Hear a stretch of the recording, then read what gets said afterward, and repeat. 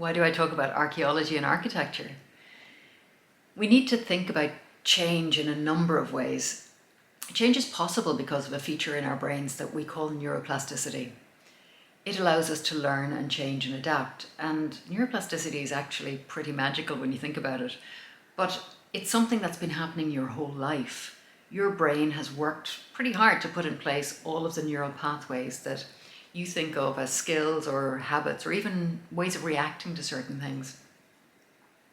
And while some of those may have been useful or necessary in some way when you learned them, that may not be the case now.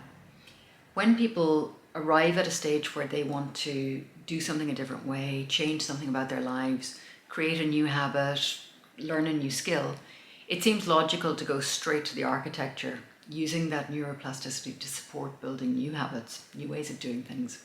It's not always that simple though. We need to look at what's already in place, the things that we've been putting in place, sometimes for decades.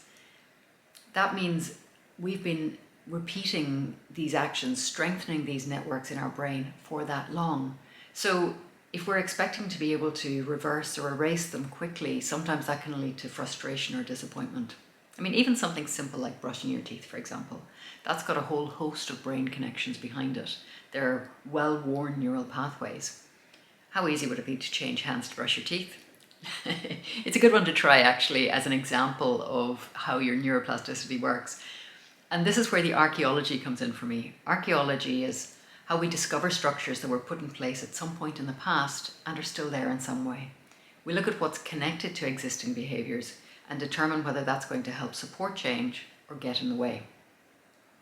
The comparison with archaeology and architecture then, it helps us to remember the various aspects of creating change, and that in turn helps us to remember that we're working to create changes that we want to see, changes that will help us be more effective and aware and ultimately able to make better choices and decisions.